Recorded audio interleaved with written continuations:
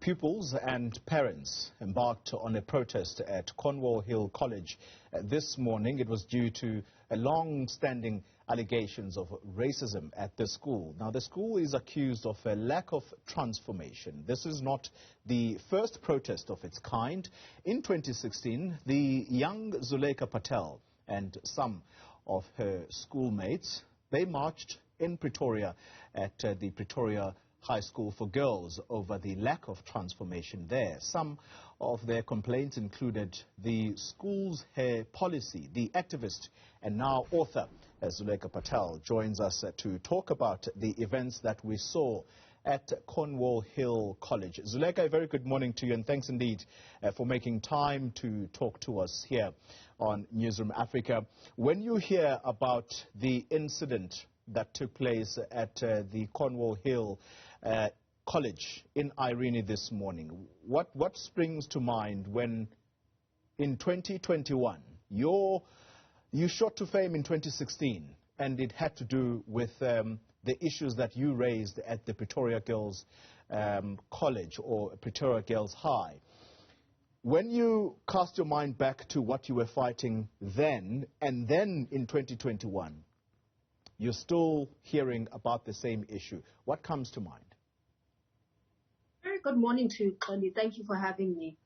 You know, the first thing that comes to mind is it in a sense, it hits home, it touches home, because when I look at interviews of learners that have been violated, in a sense where they speak of their trauma and they're pained by it and they're emotional, it takes me back, because I found myself in that very same position. Even now, even after matriculating, I find myself even battling trauma, post-trauma from having been in such institutions. And so it hits home because I understand it.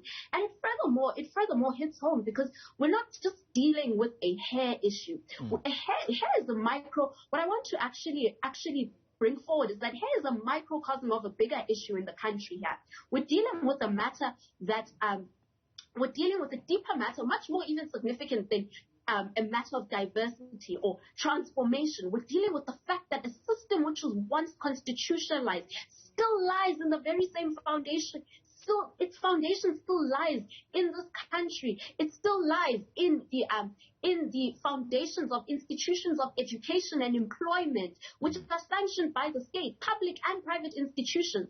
And we're dealing with the issue of having not fully inhalated and fully abolishing that system. And so it's still prevalent in its privatized form, in which it finds itself in showing up as outbursts such as these, you know. And another thing as to why it hits home because there are no accountability structures, you know. I see it in the learners. I feel their feeling on a much deeper level, because I remember having experienced that, having had the MEC walk in 5 years ago, having experienced that very same feeling, and having been made promises with a lack of deliverance and a lack of fulfilling those promises, and having not seen accountability in 2016. And I don't like to shift issues to myself, but this is just important to just bring up on the matter of accountability, you know. In 2016, what was required was that the management of the school was to write a formal apology to the black learners and black employees of the school for how they violated our constitutional rights. 5 years I spent in the institution, 2016 to 2020, I matriculated.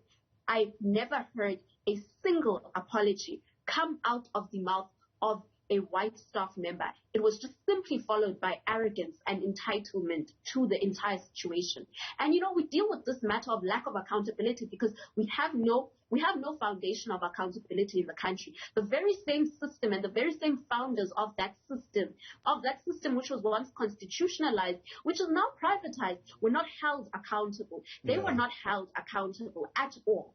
Now, I want us to go back 27 years back. There was no accountability, not sufficient accountability. We still find ourselves dealing with cases of the very same cases that took place in that period of 1948 till till pre-1994, till this day, which just shows the evident lack of accountability structures in our country. And so there must urgently be a turning point whereby we no longer highlight issues and merely call them the politics of hair. It is not the politics of hair. I want to make this matter clear that we're not dealing with the politics of hair. We are dealing with a matter of the fact that apartheid in this country has not been fully inhalated and has not been fully abolished, and it finds itself privatized in our country, and we are dealing with systemic racism. We are dealing with the fact that a black person, 27 years into a democracy in a country which is theirs, is still seen as an insignificant being in a country that is theirs,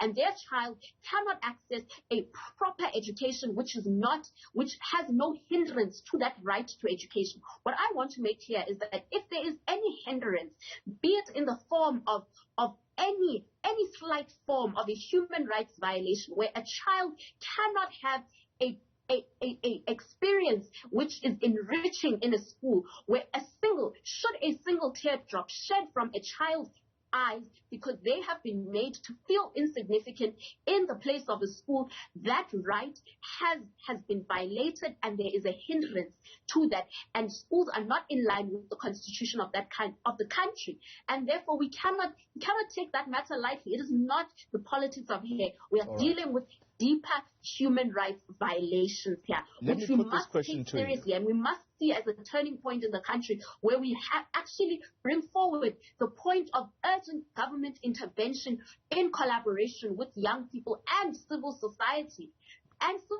Where we work towards radical policy transformation, where we are constantly in order to ensure we are going to head to a future where a black child is never made to feel insignificant, and their existence is made valid and is seen, because we cannot just speak of diversity. The difference between diversity and inclusion is that the one is seen and the one is where you are seen as valid and you are brought to the table. We cannot just only focus on diversity. We must deal with the matter whereby we head to a future where there is justice and accountability, and a black person's dignity is respected, and their rights are respected and not violated. And so that requires us to have action and no longer highlight and discuss the matter. So this should not be another one in the books where we're just highlighting it. This should be the point, the turning point, and the point where we are propelling into a turning point where we head in the path of justice now, and we actually work towards bringing about policies that prohibit the discrimination onto black hair in institutions of education and employment, and we work towards the formation of a schools charter to form the cornerstone of how the system of education should be run in this country, to ensure that every single child, their right to education is not hindered in any form or matter. And because systemic racism does not only find itself in prestigious schools where you are dealing with the former Model C schools and the former white institutions, it's also in the historically black institutions, which has been normalized and they've been allowed to fall apart whilst your former white schools exist in vulgar wealth. And that is something that we cannot allow to not be addressed. And so therefore a school's charter is required to become the cornerstone of ensuring that those rights are met, and that ensuring that policies now work in a certain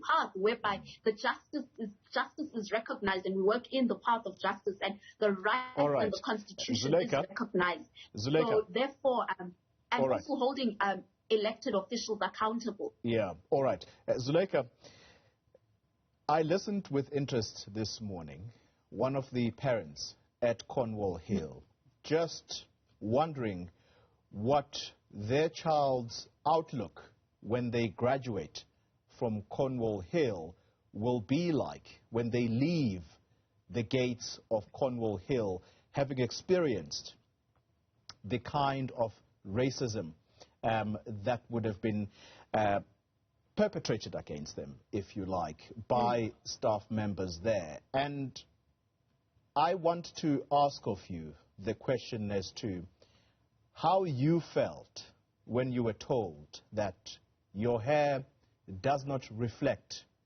Pretoria Girls High. It is not the standard. It is too coyly. What did that do to you as a human being? You know what that did to me as a human being is it had its impact, which still follows me till now, whereby it was a direct insult to my blackness and to my entire existence in the country. And what it did to me was it I can't even begin to put words on how I felt and the pain that I felt and the amount of pain that I felt, that in a country which I'm part of the majority, I'm made to feel like I'm insignificant and my existence is insignificant. And it brought about immense pain, which I still find myself still having to battle till now. Zulaikha, you have since written a book about your experiences from Pretoria Girls High. The title of your book, My Coily Crowny Hair. That has also propelled you somehow to just add a further in your activism around issues like this. How is that experience, writing a book, and have you had people come to you to say, you have done something for me that has completely changed my outlook? I perhaps hated myself as a result of what I was told about the way that my hair looked. I'm just trying to get a sense of what kind of experience have you had since publishing this book? The experience I've had is that when I wrote the book, I knew that I wanted the message which was at the heart of the movement in 2016 to be documented permanently as a permanent reference for a black child to have their existence affirmed powerfully and for them to understand that their existence here today is powerful. And I wanted that to be a permanent reference for centuries to come. And, you know, the experience that I've had through the book signings that I've had is that, you know, I've seen it in the eyes of children when they see themselves on a cover of a book and they open up the book and they see their reality represented. And I've seen just the look in their eyes and how it changes when they just see themselves reflected. And I can tell you, representation is a very powerful thing which should not be disregarded, because it affirms the existence of a child. A child then knows that they are valid and that they are powerful when they see themselves. When they pick up a book and they know that they are valid and they see themselves in the pages of literature, that makes them feel powerful. It makes them feel that their entire existence is valid, you know, and it propels them in a direction to understand that they're powerful. And when they understand that they're powerful, we are now breaking the cycle of having to undergo this painful conditioning that we are invalid as black people, and believing and being taught that we are invalid, and it in a sense makes us more powerful as a people. And right. So what I do want to add on is that as much as the book is an extension, but it doesn't end there, you know, it doesn't end there.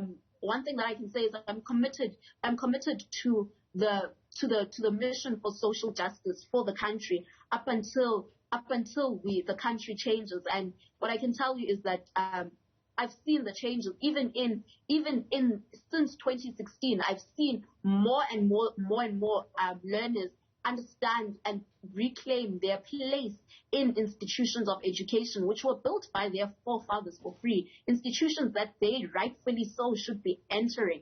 And I've seen them take pride stepping into those institutions and existing powerfully in their blackness. And change will come. I believe in it. And I believe that change requires collaboration. And so therefore there must be an immediate intervention by government, whereby government collaborates with civil society activists and young people. And we work towards ensuring that Section 9 of the Constitution on point A by C, where the need to redress the results of past racially discriminatory laws and practices, that is seen and that manifests as a reality, and there's enough there's enough redress, and redress is a reality, you know. And so I'm committed to that, and that will always be my commitment and my agenda up until there's change. All right. Zulaikha Patel, thank you very much for your time. An activist and now an author, having published a book about her experiences. Thanks indeed for your time. Well.